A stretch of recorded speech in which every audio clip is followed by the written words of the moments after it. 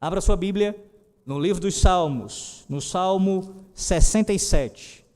O Salmo 67.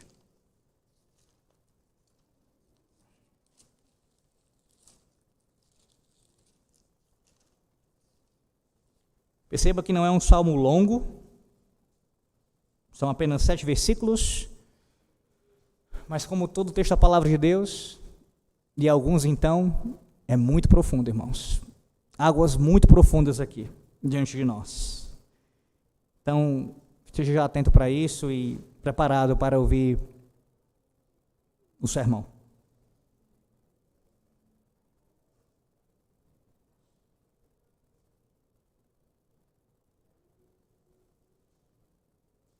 O Salmo 67, assim diz o Senhor nosso Deus. Ao mestre de canto, para instrumentos de cordas, salmo, cântico. Seja Deus gracioso para conosco e nos abençoe, e faça resplandecer sobre nós o rosto, para que se conheça na terra o teu caminho, e em todas as nações a tua salvação. Louvem-te os povos, ó Deus, louvem-te os povos todos. Alegrem-se e exultem as gentes, pois julgas os povos com equidade e guias na terra as nações. Louvem-te os povos, ó Deus, louvem-te os povos todos. A terra deu seu fruto, e Deus, o nosso Deus, nos abençoa. Abençoe-nos, Deus, e todos os confins da terra o temerão. Amém. O vento frio soprava sobre as colinas da Escócia. Era madrugada. Homens, mulheres e crianças caminhavam em silêncio, alguns vigiando ao longe. E não, eles não estavam indo ao mercado, não estavam indo para uma festa, não estavam indo para um lugar qualquer, para fazer qualquer outra atividade, não, estavam indo para um culto. Eles se reuniam ao ar livre, nas encostas e vales, porque o governo, à época, havia proibido a sua forma de adorar a Deus. Aqueles encontros, meus irmãos, ficaram conhecidos como os conventículos. Ali, sob o céu aberto, com a possibilidade real de prisão ou de morte, eles cantavam os salmos. E um dos que ecoava entre as colinas era exatamente o Salmo 67. Entre os pregadores estava ali Richard Cameron. Ele proclamava que Cristo não era apenas um salvador pessoal, mas Cristo é o Rei das nações. E por tal convicção, aquele homem foi perseguido e morto. Outro pregador também ali declarava publicamente o senhorio de Cristo sobre governantes da época e também pagou com a própria vida, e tantos outros, por afirmarem que Cristo é o rei e cabeça não somente da igreja, mas também era da Escócia e de todo o universo. Logo, todos deviam reconhecer isto publicamente e submeter à sua vontade. A pergunta é, por que arriscar tanto? Por que se colocar em perigos de perseguição, de serem presos e até mesmo mortos? Homens, mulheres e crianças. Ora, a razão, meus irmãos, é porque eles criam que quando o Salmo diz, pois julgas os povos com justiça e governas as nações na terra, isso não se trata de uma poesia abstrata, é realidade. Eles entenderam algo que o Salmo 67 ensina com clareza, a saber, a bênção de Deus sobre o seu povo está conectada ao seu governo sobre as nações. A bênção de Deus sobre o seu povo está conectada ao seu governo sobre as nações. Não, eles não se reuniam apenas para preservar uma tradição religiosa. Eles se reuniam porque criam que o mundo inteiro precisava saber que Cristo reina. Meus irmãos, hoje nós não caminhamos sob a ameaça de soldados nas colinas. Você está aqui, não está? Nenhuma ameaça aparente. O governo não está, pelo menos não nesse sentido aqui, como eles lhe perseguindo, não nesse sentido. Você não está proibido de cultuar o Senhor publicamente? Mesmo assim, talvez nós enfrentemos um tipo de perigo, algo mais sutil. A tentação de reduzir Deus ao âmbito privado, doméstico, algo mais confortável. Todavia, este salmo nos chama para fora de tal comodidade. Ele nos lembra que se pedimos, Deus nos abençoe, devemos estar prontos para completar, para que se conheça na terra o teu caminho. Se oramos, Deus nos abençoe, devemos estar prontos a dizer também, para se conheça na terra o teu caminho. A pergunta que ecoa das colinas escocesas até nós, ela é simples e ao mesmo tempo penetrante. Se Cristo é Rei das nações, a nossa vida está anunciando esse reinado? Se Cristo é Rei das nações, a sua vida, homem, está anunciando esse reinado? A sua vida, mulher, está anunciando esse reinado? A sua vida, jovem, criança, está anunciando esse reinado? O salmo em questão, meus irmãos, nos ensina que Deus abençoa o seu povo para que todas as nações o conheçam, se alegrem nele e o louvem. Eu vou repetir, essa é a proposição principal desse texto. Deus nos abençoa, ou Deus abençoa o seu povo, para que todas as nações o conheçam. Percebe? Há um propósito na bênção. Para que todas as nações o conheçam, se alegrem nele e o louvem. Veja o salmo mais uma vez. Observe o seu início aqui. É um mestre de canto para instrumentos de cordas, salmo cântico. Seja Deus gracioso para conosco, nos abençoe e faça resplandecer sobre nós o rosto. Eu quero que você observe que esse salmo aqui, ele está especialmente ligado aos dois salmos que antecedem a ele, o 65 e também o 66. Por quê, pastor? Ora, porque os três salmos, eles abordam o tema desse domínio universal do Senhor Deus, ou seja, o seu domínio sobre toda a criação, sobre todos os confins da terra. A própria expressão todos os confins da terra ou toda a terra aparece em cada um dos salmos. Veja isso, no Salmo 65, no verso 5, aparece aí, ó. Com tremendos feitos nos respondes em tua justiça, ó Deus, Salvador nosso, esperança em todos os confins da terra e dos mares longínquos.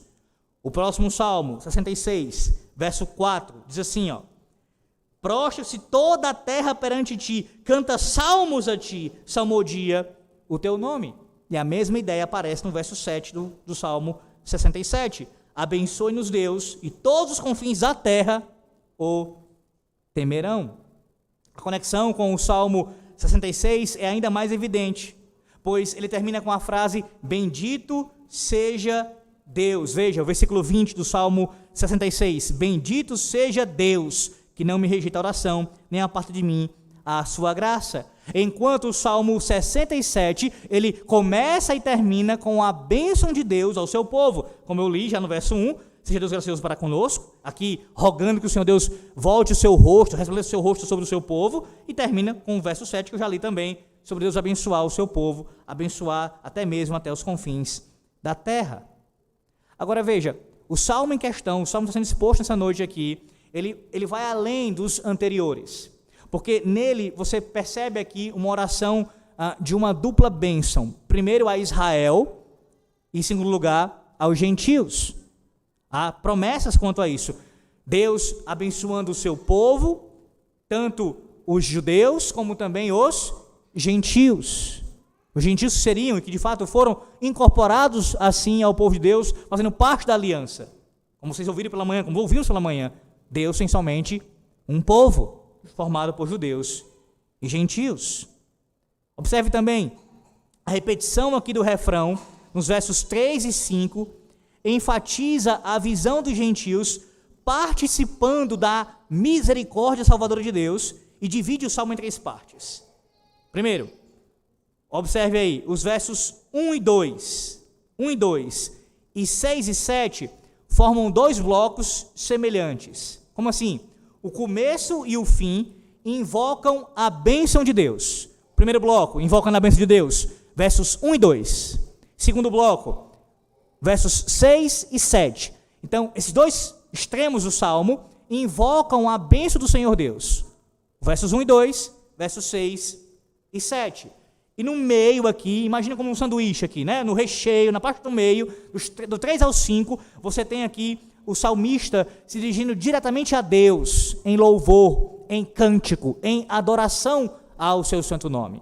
Então, o começo e o fim invoca a bênção do Senhor sobre o povo e sobre todos os confins da terra, e o meio do salmo tem aqui essa demonstração de adoração ao Senhor, de cantar e exaltar o seu nome. Tal mudança de discurso, meus irmãos, não é algo incomum na poesia hebraica, pelo contrário, é muito comum isso acontecer, especialmente nos salmos. Essa quebra aqui, o salmo começar com um assunto, no meio tem um outro assunto e voltar para este assunto no seu final.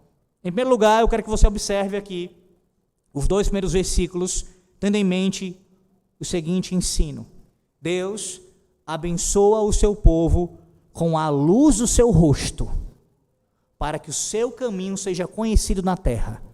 Versos 1 e 2. Deus abençoa o seu povo com a luz do seu rosto, para que o seu caminho seja conhecido na terra.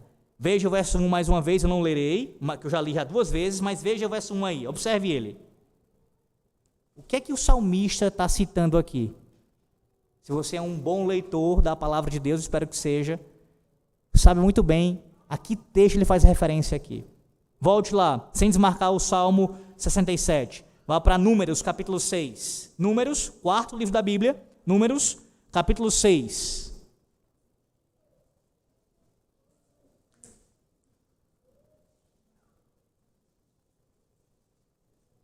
Número 6, do versículo 24 ao 26.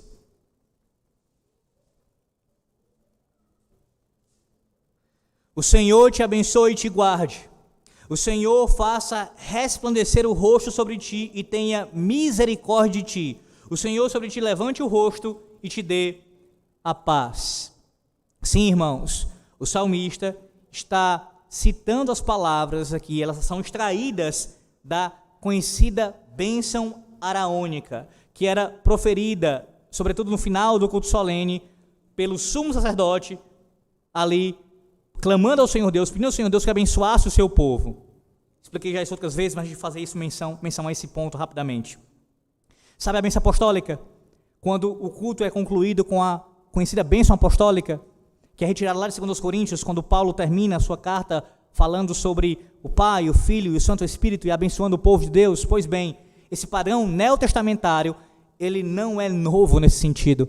Isso é uma continuidade da bênção araônica. O que acontecia na antiga aliança, o sumo sacerdote rogava a bênção de Yahvé sobre o seu povo. E observe como na bênção araônica, o nome do Senhor, o seu nome pactual, é mencionado 3 vezes. Veja, mais uma vez aí os versos. O Senhor, Yahvé te abençoe e te guarde. Yahvé faça resplandecer o rosto sobre ti e tenha misericórdia de ti. E Yahvé sobre ti levante o rosto e te dê a paz. 3 vezes. O nome pactual do Senhor Deus é citado aqui. No Novo Testamento, Pai, Filho e Espírito Santo são citados na bênção apostólica. Bênção essa proferida, como eu disse, no final do culto, como Deus assim abençoando o seu povo, despedindo em paz. Com essa promessa maravilhosa, gloriosa, do seu rosto resplandecer sobre o seu povo. O que significa isso? Irmãos, essa bênção aqui, ela se baseia na antiga ideia de um rosto resplandecente, transmitindo a ideia de favor, de aceitação, de amor. O contraste aqui, o oposto é muito óbvio, de um rosto fechado, zangado, que transmite rejeição. Qual é a ideia então, pastor? O sumo sacerdote rogava ao Senhor Deus para que o seu rosto estivesse voltado favoravelmente ao seu povo, resplandecendo para o seu povo, de forma misericordiosa, amorosa. O contraste disso, e você vê isso muitas vezes, o Senhor falando pelos profetas, o rosto de Deus voltado contra o povo. É o oposto da bênção araônica. R.C. Sproul, ele faz um comentário sobre essa bênção aqui, ele define ela, escute bem o que ele diz, Sproul. Ser supremamente abençoado por Deus é poder olhá-lo face a face. Bênção é quando o Senhor resplandece seu rosto sobre você e a luz do seu semblante brilha sobre você. Então observe como ele define aqui, não apenas ele nos dá o significado do que é o rosto resplandecente, mas ele vai mais a fundo, ele vai dizer qual é o significado mais sublime de bênção. É quando Deus tem o seu rosto resplandecendo sobre nós. Guarde essa definição de bênção por um momento. Mas antes de a gente trabalhar um pouco mais ela, eu quero que você observe esse texto, aqui o Salmo 67, verso 1, tendo em mente a bênção araônica, e agora pense na nossa condição de pecadores. Olha, meus irmãos, nenhum de nós é digno de receber tais bênçãos do Senhor. Nem esta bênção maravilhosa, nem bênção alguma. Você lembra do texto de Deuteronômio capítulo 28? O que diz lá o texto, do versículo 16 ao 20? Ali nós vemos as várias maldições que são proferidas pela quebra da aliança. Quando alguém quebrasse os mandamentos de Deus, o que aconteceria? Deus traria sobre o infrator, sobre o pecador, as maldições do pacto. Ora, o que nós como pecadores merecemos não é o seu rosto voltado sobre nós favoravelmente, mas são as maldições da aliança. E veja a ironia. A única pessoa em toda a história que não merecia ser amaldiçoada dessa maneira foi exatamente a pessoa que obedeceu perfeitamente à voz de Deus e observou completamente todos os seus mandamentos. Somente o Senhor Jesus, ele assim cumpriu isso. E Deus pôde olhar do céu com completa aprovação e aceitação, como diz Mateus 17,5, este é o meu filho amado, em quem me comprazo.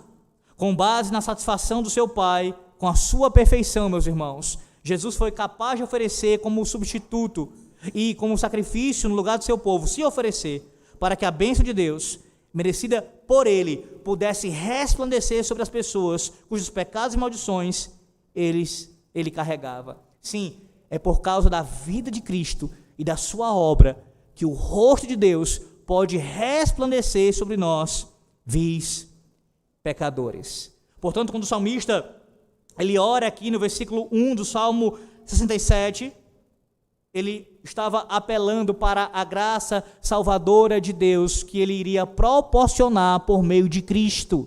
Tal bênção aqui demonstrada ou pedida pelo salmista só pode ser derramada sobre o povo por causa do mediador. É impossível que Deus seja gracioso para conosco e nos abençoe e faça o seu rosto resplandecer sobre nós sem o mediador. É impossível. É impossível. Em outras palavras, Deus é misericordioso para com você, crente, para comigo, exatamente porque Ele não foi para com Cristo. Deus nos abençoa porque Ele amaldiçoou Jesus enquanto Ele carregava os nossos pecados. Em vez de mostrar o seu rosto para Jesus, o Pai o desviou, de modo que o seu filho chorou atemorizado. Você lembra? Mateus 27, 46, Deus meu, por que me desamparaste? Porque o Pai fez isso com o Filho. O seu rosto não se voltou para o Filho, mas se voltou contra o Filho. E o rosto dele, do nosso Deus, se volta favoravelmente a nós. Há uma palavra em inglês muito conhecida, que ela é usada, irmãos, como uma espécie de acrônimo. Pastor, o que é um acrônimo? Lembra do TULIP? Em inglês? Esse acrônimo que é usado para cada letrinha ali, uma doutrina ser expressa, das chamadas doutrinas da graça. Pois bem, a palavra grace, que é a palavra graça em nosso português, ela também em inglês serve como um acrônimo. Eu não vou citar aqui cada uma das palavras, mas o seu significado para você entender. Depois eu coloco no grupo da igreja para os irmãos aqui verem lá exatamente a estrutura. Mas o significado da frase é: as riquezas de Deus à custa de Cristo. Cada letra dessa, com uma palavra. As riquezas de Deus às custas ou à custa de Cristo. Percebe como esse acrônimo ele define muito bem essa teologia, irmãos. Você recebe bênçãos do Senhor Deus, riquezas abundantes da parte de Deus, por causa ou às custas de Cristo. Não são os nossos méritos. O rosto do Senhor não está voltado para nós por causa de quem nós somos à parte de Cristo. Porque à parte de Cristo não passamos de vis pecadores. É por causa de quem nós somos em Cristo. Filhos amados, adotados por Deus através do Redentor. Por causa de Cristo, às custas dele, recebemos as riquezas de Deus. Portanto, você não pode, quando for evangelizar, falar que o rosto do Senhor Deus está voltado, ou então dizer que há uma aceitação amorosa da parte de Deus para com pecadores, independentemente se estes creem ou não em Jesus no seu evangelho. Note como essa é uma abordagem totalmente equivocada de evangelizar. Quantas vezes eu saí para evangelizar com irmãos em Cristo, e ali mal instruído, tanto eu como outros também, falavam assim para o pecador, que estava num bar, ou numa calçada, ou andando no meio da rua, a gente abordava e falava: Jesus te ama, Deus te ama, Ele tem um propósito na sua vida. Talvez alguns aqui tenham evangelizado já assim, talvez você ainda evangelize assim, mas veja, o Salmo ensina para nós que o rosto do Senhor está voltado somente para aqueles que estão em Cristo, para aqueles que creem no seu nome, para aqueles que confessam a Jesus como seu Senhor e Salvador. Não há rosto favorável, não há rosto resplandecente, não há amor demonstrado enquanto tal pecador está rebelde contra a vontade de Deus. O que nós devemos falar para o pecador, com compaixão e misericórdia, é dizer: o rosto de Deus está irado contra você. O semblante dele está fechado. Não há esperança, não há salvação enquanto você não se render a Ele. Essa é a forma correta de apresentar o Evangelho da graça. Você já percebeu que quando as pessoas evangelizam assim de forma equivocada, a resposta natural do pecador, via de regra, qual vai ser? Que bom, ótimo. Ele vive na impiedade, no pecado dele, na prática terrível de pecados. Se Deus já o aprova assim, se Deus já o ama assim, se Deus já tem sido gracioso com ele para com sua vida assim, então por que ele vai crer em Jesus Cristo? Ele tem que perceber qual é a sua real condição. Ele tem que entender que sem Jesus, sem Deus, ele está perdido, está condenado, e que o rosto do Senhor está zangado contra ele. Não é assim, irmãos. Somente aqueles que pela fé receberem o sacrifício expiatório de Cristo podem receber as bênçãos citadas pelo salmista aqui. Seja Deus gracioso para conosco, nos abençoe e faça resplandecer sobre nós o rosto. Ainda veja o versículo de número 1, na sua tradução, talvez não apareça aí a palavra que eu vou citar agora. Talvez em outras traduções apareça.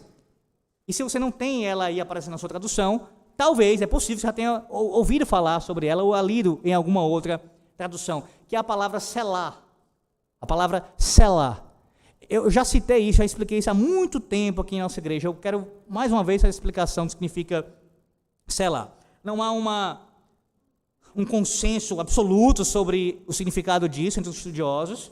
Todavia, boa parte deles entende que essa expressão que aparece aí, selá, que está assim no texto original, ela servia como uma espécie de interlúdio, como uma espécie de pausa musical. Nesse momento, nesse caso aqui, entre o verso 1 e o verso 2. Uma pausa aqui, musical. E funciona, irmãos, teologicamente, como um convite a uma reflexão mais profunda sobre o que acabou de ser proferido. Veja isso. Seja Deus gracioso para conosco, nos abençoe e faça resplandecer sobre nós o rosto. E vem a pausa para meditarmos, para refletirmos sobre o que o nosso Deus acabou de proferir para nós. Considerarmos atentamente a sua palavra. Percebe como, imagine agora com relação ao cântico, como os cânticos que o Santo Espírito do Senhor nos concedeu, sob inspiração, até nisso eles são superiores, porque o Senhor se preocupou, Ele intentou aqui colocar para nós até isso, Ele nos instrui até nisso. A pausa aqui serve, até a pausa serve de instrução para o povo de Deus. Nós pausamos porque a gente não canta sem refletir. Pelo menos você não deveria fazer assim. Nós não cantamos proferindo palavras aqui sem sentidos desconexas. Vamos cantar sem nem saber o que a gente está cantando. Não, a gente canta com entendimento, com inteligência, com sabedoria, com graça no coração, entendendo o que significa o salmo, a revelação do Senhor Deus, e meditando, degustando cada palavra que é proferida, que sai da boca do Altíssimo. Ao mesmo tempo que nós instruímos uns aos outros quando cantamos, meus irmãos, as palavras que saem da boca de Deus. Isso não acontece somente no cântico. Os salmos são a palavra de Deus. Então, nós também aprendemos que na leitura da palavra, devemos também parar, refletir, meditar. Não é ler a Bíblia de forma atabalhoada, sair lendo sem nenhuma. Você lê com calma, pausadamente, meditando, entendendo. Da mesma forma, com relação à oração, os salmos são orações cantadas. Devemos orar também dessa mesma forma, sobretudo a pregação da palavra. Quando você escuta o texto sendo exposto, como está sendo nessa noite, você deve ouvir o texto, a exposição do texto, e assim ir meditando no que é dito. Não é à toa que pregadores fiéis da palavra de Deus usam sim desse instrumento. Claro, há quem use com outros fins, mas a própria Bíblia nos orienta a fazer isso. A essas pausas propositais durante o sermão, para que o povo possa ter pelo menos algum momento de reflexão.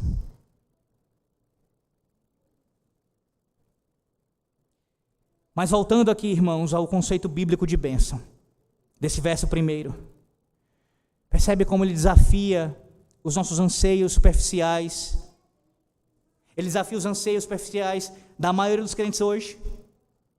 Quando se fala em bênção em nossos dias, quando se fala em ser abençoado por Deus, geralmente o que os crentes querem falar com isso? Ser abençoado é ter um bom emprego, é ter a minha carreira sólida. Ser abençoado é morar numa casa bela, ter a casa própria. Ser abençoado é dirigir o carro do ano, um carro esportivo. Ser abençoado, não pastor, para mim ser abençoado é eu gozar de boa saúde, viver muitos e muitos anos. Sim, irmãos, de fato Deus provê as nossas necessidades materiais. E nenhuma dessas coisas que eu citei são coisas ruins em si mesmas, pelo contrário. Mas a verdadeira bênção é muito maior do que coisas terrenas. A própria Bíblia nos define aqui o conceito mais profundo do que é ser abençoado por Deus. E o conceito bíblico de ser abençoado por Deus, à luz deste salmo aqui, é que ser abençoado pelo Senhor significa ser graciosamente aceito por Ele em um relacionamento pessoal com Ele e conhecermos a Deus e um dia o contemplarmos no céu e vermos a glória do seu rosto. Essa é a bênção das bênçãos. Nenhuma bênção é maior do que essa. Você pode ver a vida inteira com boa saúde. Você pode conseguir conquistar todas as riquezas, os tesouros, os bens materiais que você tanto almeja, casar com a pessoa que você queria casar, ter os filhos que você desejava, tudo isso pode chegar. Se você não tiver essa bênção, você não teve bênção alguma. A bênção das bênçãos é ver a face de Deus. E aqui não somente no sentido como acontece hoje, o seu rosto voltado sobre nós, para nós favoravelmente, mas literalmente vê-lo face a face, contemplá-lo, a glória e a majestade divina. Nesse sentido, o comentarista Matthew Henry, ele escreve o seguinte, ouça: não precisamos desejar nada mais para sermos felizes, além do rosto de Deus resplandecendo sobre nós, do seu amor para conosco, de sabermos que Ele nos ama.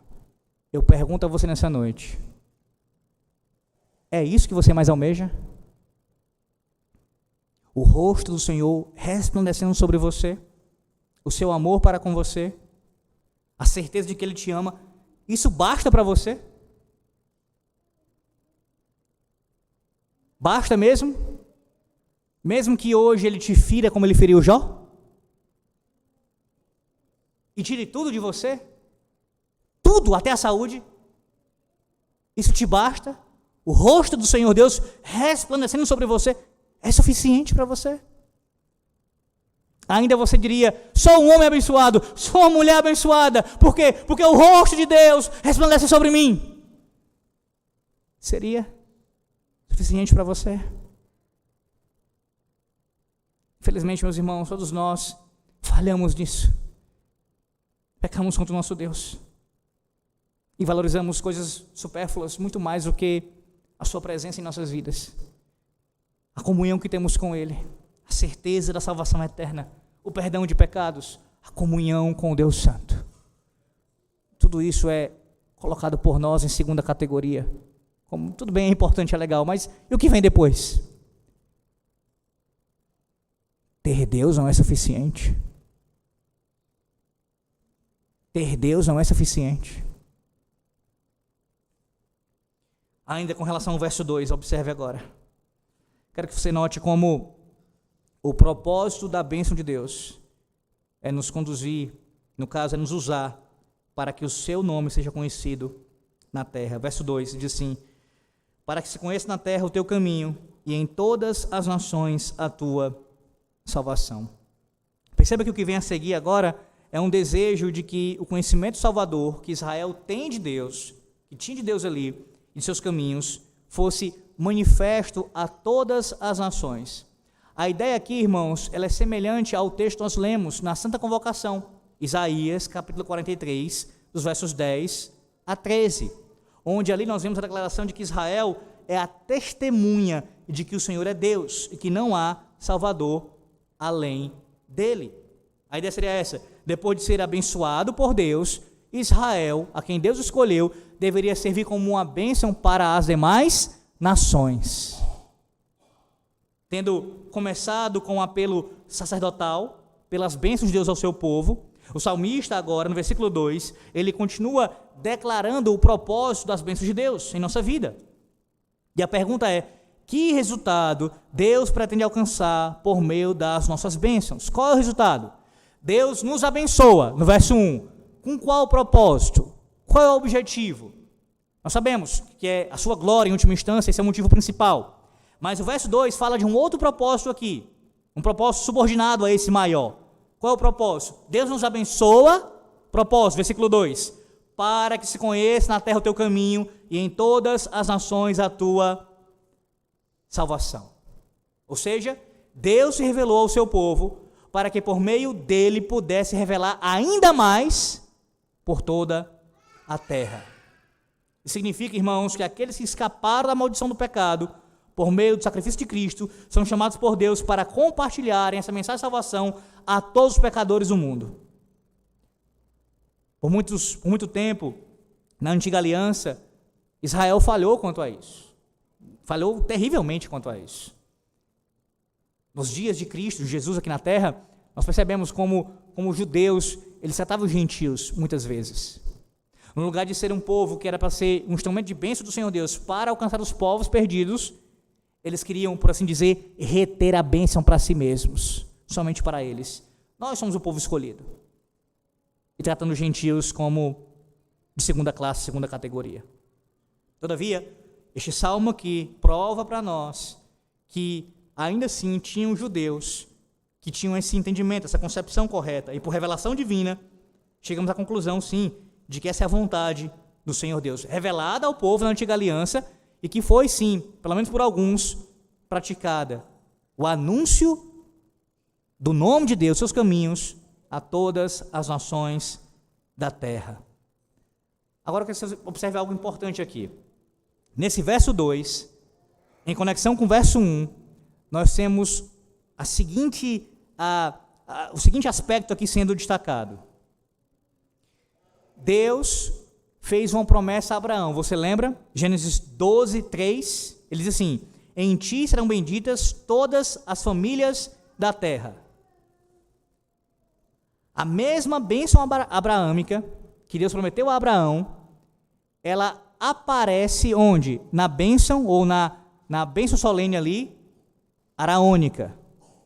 E ela aqui agora aparece no Salmo 67. Colocando de outra maneira, o Salmo 67, versos 1 e 2, entoa, coloca em tom de cântico, de adoração a Deus, tanto uma promessa a Abraão, como a bênção solene araônica, numa só aqui.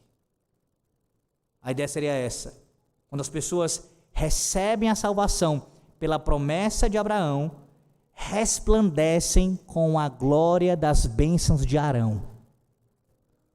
Percebe aqui a continuidade pactual? O mesmo Deus se revelando ao mesmo povo, as mesmas promessas sendo renovadas, aparecendo para Abraão, sendo repetidas para Arão e agora sendo cantadas pelo povo de Deus até os dias de hoje.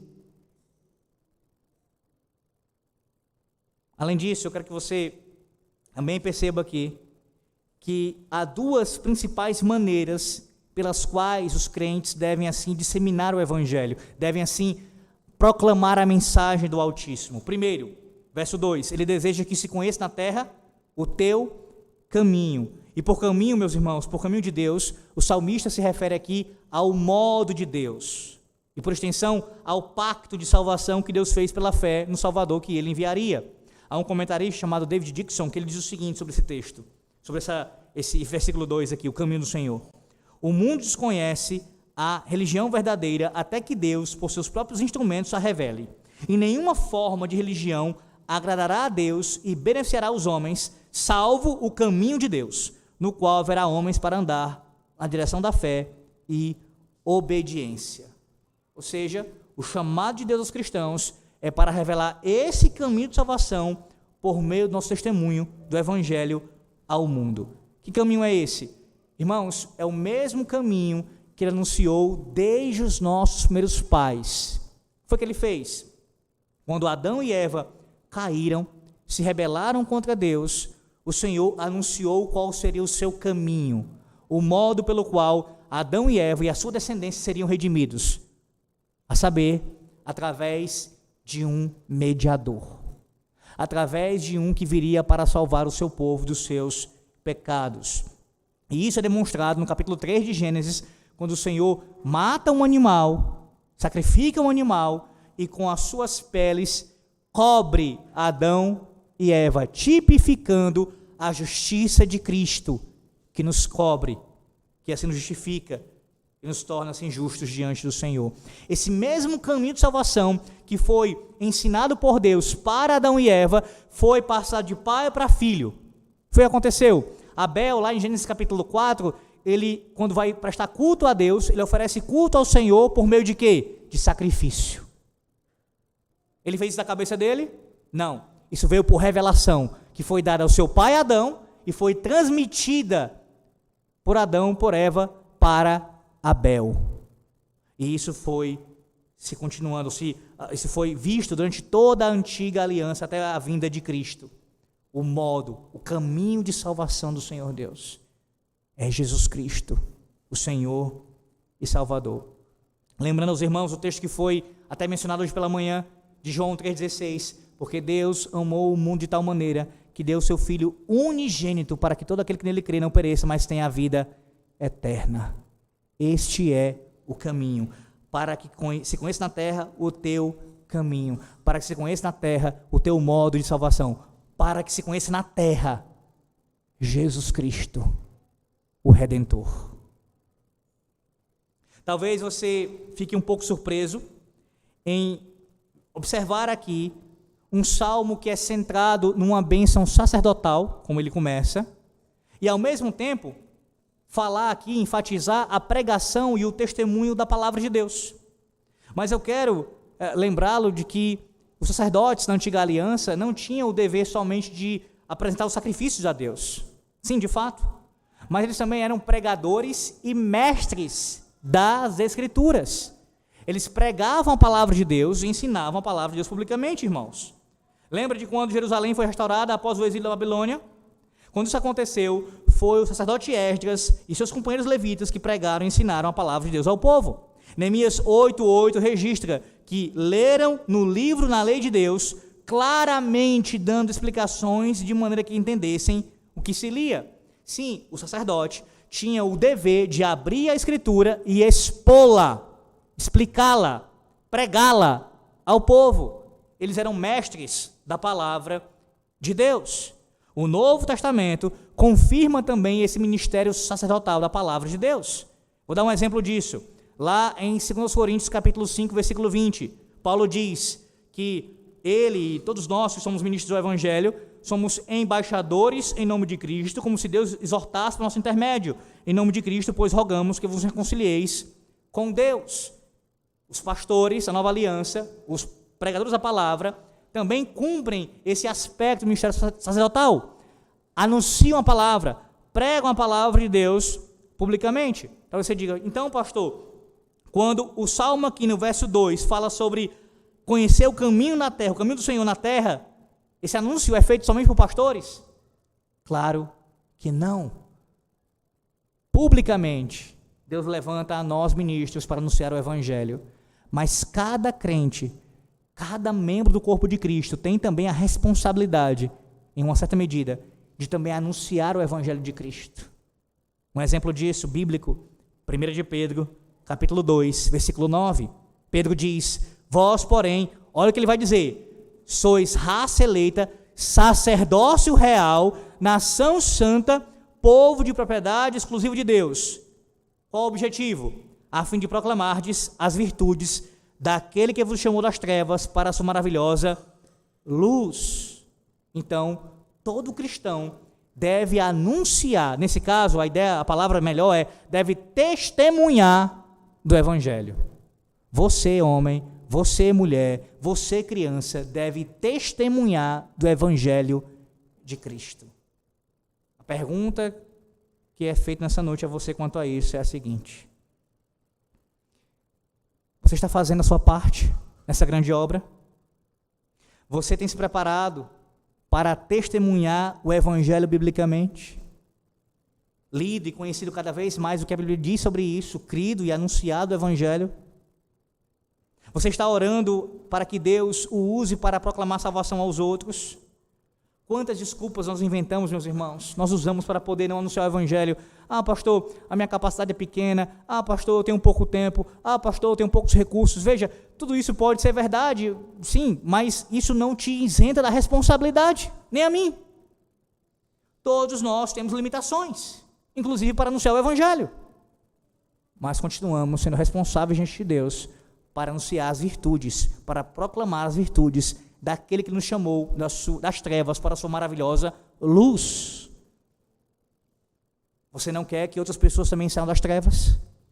Você não deseja isso, que outras pessoas também conheçam a Cristo, o caminho de Deus?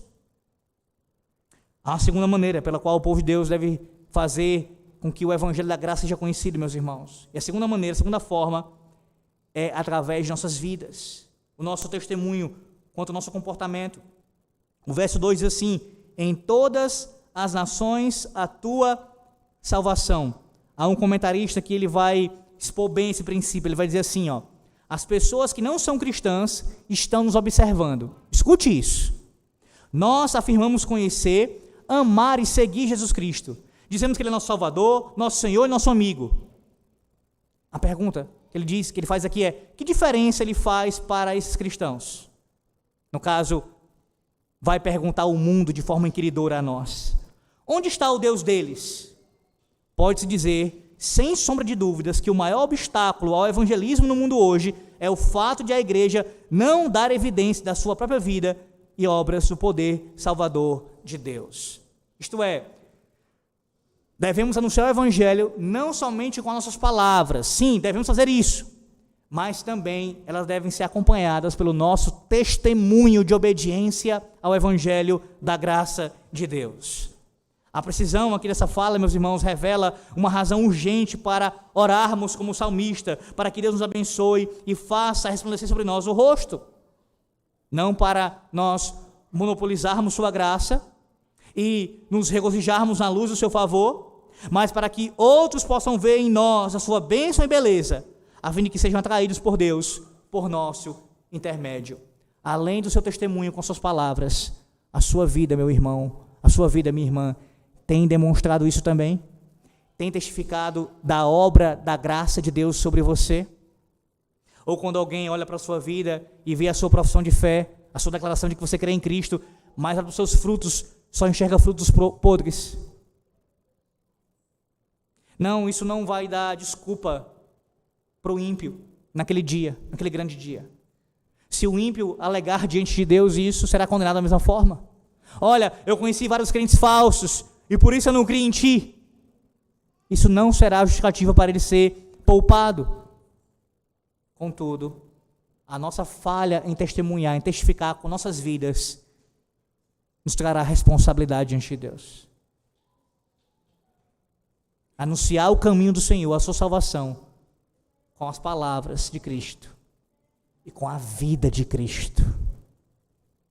Segundo lugar, Deus reina sobre as nações com justiça que gera alegria. Do verso 3 ao verso 5, seria mais sucinto aqui. Deus reina sobre as nações com justiça que gera alegria. Do verso 3 ao verso de número 5. Irmãos, o apelo fundamental deste salmo aqui ocorre nos 2 primeiros versículos, como nós já trabalhamos muito bem nessa noite. O desejo ardente do salmista é visto na construção poética dos versículos 3 a 5.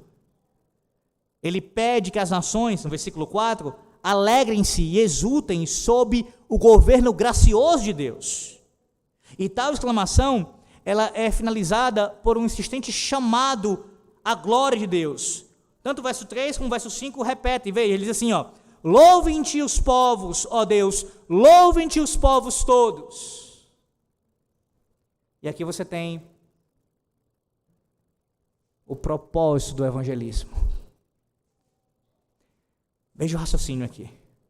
Deus nos abençoa para que o seu nome, para que o seu caminho, para que a sua salvação seja conhecida em toda a terra. E veja, o propósito maior qual é?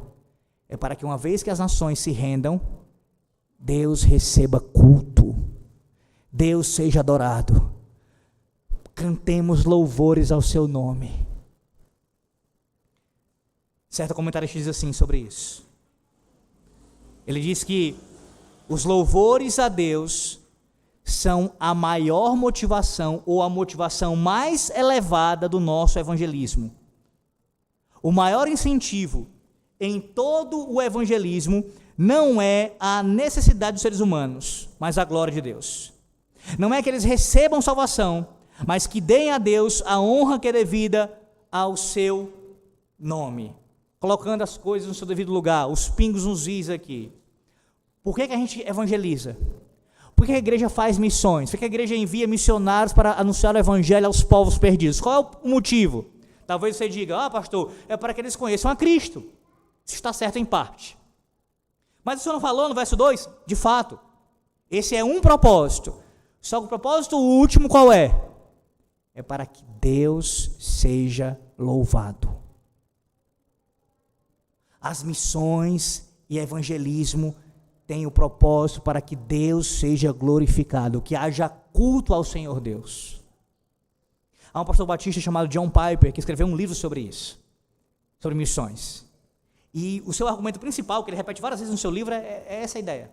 Ele vai dizer assim: as missões só existem, parafraseando, para que Deus seja adorado. Elas não são um fim em si mesmo, irmãos. Um dia as missões vão acabar. Um dia o evangelismo vai acabar. Mas culto a Deus, de eternidade a eternidade, é para todo sempre. Percebe a bobagem que é demonstrar tanto empenho em evangelismo e missões sem ser da forma correta? Veja, não é errado em si se empenhar, a gente tem que se empenhar nisso. Seria contrário ao Salmo se eu falasse tal coisa. A gente tem que se empenhar nisso, a gente deve evangelizar, deve fazer missões. Só que a gente não pode incorrer no erro de muitos de nossos dias, evangelicais principalmente, de se empenhar tanto em evangelismo, tanto em missões, e esquecer do culto. E esquecer do fim principal, que é a glória de Deus. Quantas vezes o culto ele é modificado a gosto do freguês, o culto solene na igreja local. É culto disso, culto daquilo outro, irmãos. Esse tipo de nomenclatura diz todo o ensino bíblico. Nomes bíblicos para o culto: assembleia solene, santa convocação, culto, adoração a Deus. Mas culto de missões, culto de evangelismo, culto para, até na IPB tem um culto do bebê, eu não sei que negócio é esse, culto do bebê, tudo nomenclatura, culto de jovens, tudo isso distorcendo o padrão bíblico. O culto é o culto ao Senhor Deus, adoração solene, no seu santo dia. E neste culto, onde Deus é glorificado, o evangelho é anunciado e a igreja é edificada. Mas pastor, em alguma medida, em algum sentido, a mensagem também não vai alcançar o perdido? É claro que vai, irmãos. Se tiver alguém porventura nessa noite, ouvindo aqui a mensagem, que não é convertido, o evangelho que é proclamado tem poder para te salvar. E faz parte também do propósito. Mas o maior é Deus receber a glória no seu culto. Em segundo lugar, a igreja ser fortalecida, as ovelhas serem pastoreadas, alimentadas com um bom alimento. Culto não é para o ímpio. Fazer um culto domingo aqui, um culto evangelístico, para poder chamar todo mundo aqui que não é crente e tal, para poder vir para o culto, e aí ele modifica, faz, em alguns lugares, no caso, não em todo lugar, faz músicas, faz um ambiente mais propício para poder receber e acomodar, deixar ele bem confortável. Ele já está confortável com sua vida de pecado. Ele tem que ser incomodado, em compaixão e misericórdia sim, mas tem que ser incomodado pela palavra de Deus. A pergunta 46, nosso breve catecismo, que eu estou trabalhando atualmente lá em casa com meus filhos, minha família, diz assim: o que exige o primeiro mandamento? Resposta: o primeiro mandamento exige de nós conhecer e reconhecer a Deus como o único Deus verdadeiro e nosso Deus, e como tal, adorá-lo e glorificá-lo. Conhecer e reconhecer ao único Deus vivo e verdadeiro, e como tal, adorá-lo e glorificá-lo. As missões têm esse propósito, irmãos. Esse propósito. A gente evangeliza para que pessoas conheçam a Deus e Deus seja cultuado. Pastor, mas a gente não está preocupado com a salvação delas? Está sim, estamos. Devemos nos preocupar. Mas mesmo que o pecador não se arrependa e vá para o inferno, depois de um missionário anunciar o evangelho naquela comunidade local, Deus é glorificado se o evangelho foi pregado fielmente. Porque Deus será exaltado na salvação dos pecadores e na condenação dos réprobos. Deus será glorificado tanto no ato de salvar aqueles que não merecem, como também de executar o seu juízo contra aqueles que permaneceram impenitentes. O que Deus requer de nós é fidelidade ao anúncio do evangelho. Contudo, ainda é verdadeiro, à luz desses versículos aqui 3 a 5, especialmente no versículo 4, e aqueles que honram a Deus na fé, também, meus irmãos, estão cheios de alegria e da bênção espiritual que resulta disso. Veja o versículo 4 como proclama isso, como exclama essa verdade. Versículo 4: alegrem-se e exultem as gentes, pois julgas os povos com equidade e guias na terra as nações. Mais uma vez a palavra selá, ela aparece aqui também. O salmista, ele enfatiza que aqueles que conhecem as bênçãos de Deus se alegram na justiça com que o Senhor julga e guia os que o seguem. Irmãos, a ideia é parecida com o salmo que a gente cantou agora há pouco, o 23.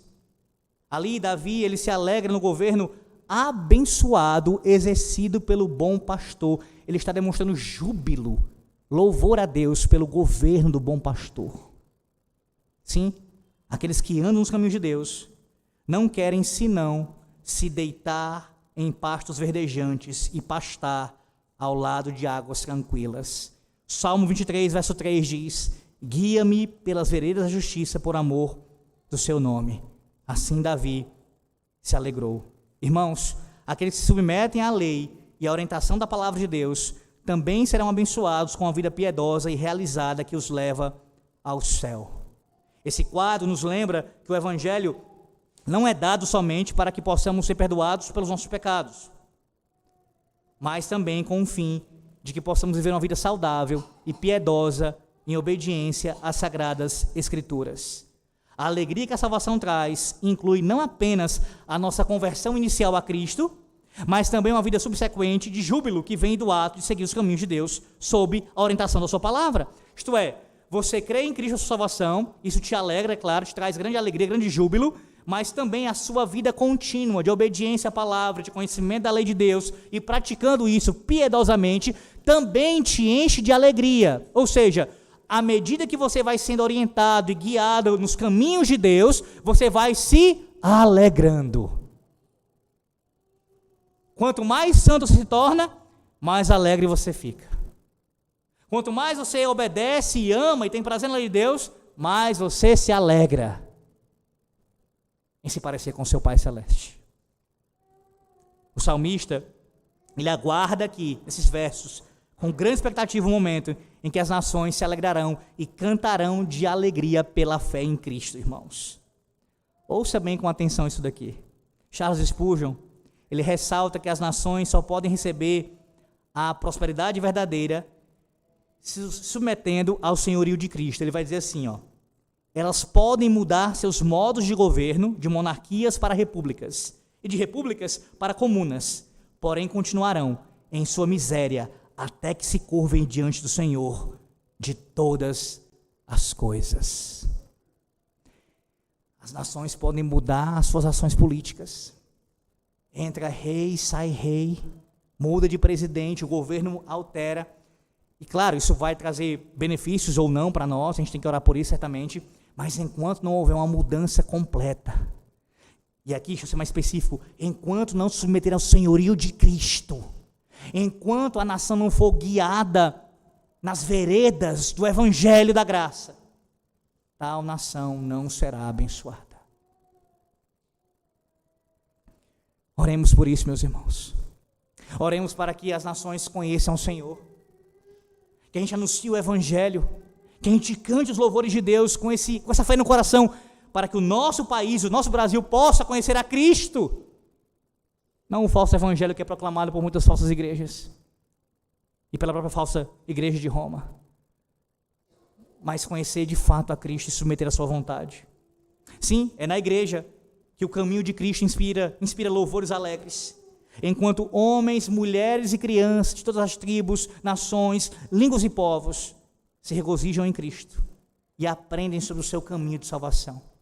Aqui, no contexto da igreja local, como em muitas outras, quando nós cantamos ao Senhor e nos alegramos no Senhor e assim anunciamos a mensagem, o Senhor reina, o Senhor alcançará os povos, as nações se curvarão a Ele, nós estamos declarando profeticamente, crendo na sua palavra, que Deus vai submeter a cada nação à sua vontade.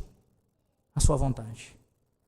O mesmo princípio, irmãos, é válido para as famílias. Somente em um lar em que a oração e a palavra de Deus reinam, haverá de fato felicidade por meio de um amor, de um coração de servo. Veja, a gente ora pela reforma, a gente ora pelo avanço do reino de Deus, para que os presidentes, os governantes, todos sejam convertidos, maravilha. Cantamos isso, estamos ouvindo aqui a palavra de Deus. Mas eu pergunto a você, Cristo é Senhor na tua casa? No teu lar, quem governa é Cristo? Todas as decisões do teu lar são submetidas à vontade dEle. Ele é o rei no seu lar. Os louvores aqui, do verso 3 a 5, o cântico que é anunciado, o louvor a Deus, podem ser ouvidos na tua tenda, lá na tua tenda, na tua casa. Os que passam, inclusive os ímpios, podem ouvir esse testemunho, você cantando: seja Deus gracioso para conosco, nos abençoe e faça resplandecer sobre nós o teu rosto, para que se conheça na terra o teu caminho, Senhor. Os de fora podem ouvir você cantando isso. Os teus filhos ouvem e cantam junto com você. Esse é um dos ensinos que eu bato frequentemente aqui na igreja, lá em minha casa mesmo. Às vezes, né, você deve lidar com isso com seus filhos também, pressuponho. A criança não quer cantar, está emburrada, né, a boca travada, parece que não sai nada. Para falar besteira é rapidinho, mas poder cantar ao Senhor, trava às vezes a boca. E eu exorto e falo quanto a isso, ensino. Abre a boca, Deus fez os teus lábios, fez a tua língua para você cantar ao Senhor, louvar ao Senhor.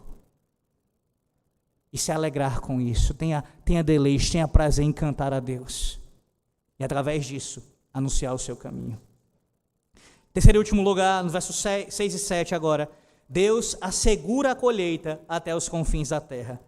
Versos 6 e 7. Deus assegura a colheita até os confins da terra. Irmãos, este salmo ele termina não com um apelo final, mas com uma declaração de fato óbvia. Verso 6. A terra deu o seu fruto. E aqui tem algo maravilhoso, irmãos. Perceba que ao falar de eventos futuros, como uma obra já realizada, o salmista demonstra a certeza de que Deus abençoa o seu povo nessa obra de proclamar o evangelho. Sim, ele está falando, no passado, a terra deu o seu fruto, de algo que ainda vai acontecer. Como se já tivesse acontecido. Lembra, a mesma linguagem que Paulo usa em Romanos 8, e os glorificou. Você e eu não fomos glorificados ainda, mas Paulo fala com essa certeza, já usando no passado, porque Deus de fato, aquele que prometeu, cumprirá. A colheita da salvação de Deus é realmente um fato consumado, porque é Deus que está trabalhando infalivelmente para que essa obra seja consumada, a sua vontade graciosa seja manifestada. Dessa maneira, o Salmo espera a vinda de Cristo, que não somente ele disseminou a grande comissão, mas cujo reinado soberano já garantiu a colheita completa. O Salmo diz, no verso 6 ainda, e Deus, o nosso Deus, nos abençoa. O salmista atesta a sua confiança em Deus, irmãos. Ora, visto que o Senhor é um Deus de salvação, a sua graça certamente reunirá um grande exército de todas as nações para receber a bênção do seu rosto resplandecente. Essa é a confiança que você deve ter ao anunciar o evangelho. Você não deve confiar no seu zelo, nas suas habilidades retóricas, de fala, de anúncio, no seu entusiasmo, nem tampouco nos seus recursos, ou mesmo, e pior ainda, em manipulações mundanas. Não, de forma alguma. O Salmo nos mostra que a nossa confiança deve estar posta na soberana vontade de Deus, que garante a colheita, por meio dos instrumentos que Ele nos deu. Nesse caso, orando pelos perdidos, pela conversão deles, e anunciando o evangelho da graça. Sim, irmãos, a colheita nunca nasce por si só, mas sempre depende da bênção de Deus. Assim como o agricultor que planta, ele depende de que aquela sua plantação venha a dar frutos. O papel dele ali é plantar, mas ele não tem como fazer com que aquilo venha a dar os frutos, depende dele. Depende da bênção do Senhor Deus. Regar a terra com chuva, fazer com que os frutos apareçam, para que a colheita seja abundante. Assim é com relação à salvação das almas, o alcance das nações da terra. Deus é quem abençoa, Deus é quem garante a colheita. Deus abençoa, e veja o versículo 7, o final aí. O salmista aguarda com expectativa um dia glorioso de louvor ao Senhor em todo o mundo, e todos os confins da terra o temerão. Observe que como o Senhor Jesus Cristo ensinou acerca do reino de Deus, aqui você tem essa mesma ideia aparecendo no Salmo. Vá lá para Mateus 13, versículo 32. Mateus 13, 32.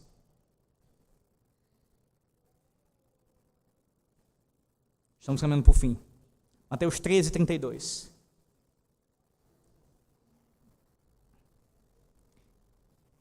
Falando sobre o reino de Deus, ele diz assim, sobre o reino de Deus: o qual é, na verdade, a menor de todas as sementes, e crescida é maior do que as hortaliças, e se faz árvore de modo que as aves do céu venham aninhar-se nos seus ramos. O reino de Deus assim se manifesta,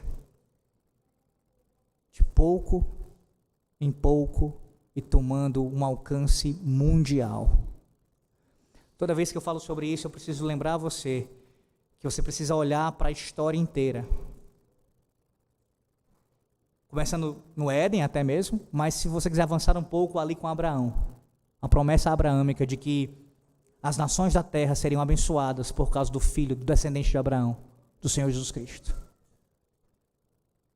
Naquele lugar ali, o Senhor Deus abençoou o seu reino, de tal maneira que hoje milhares e milhares de pessoas, e se você olhar para a história então da igreja, foram alcançadas pelo Evangelho de Cristo.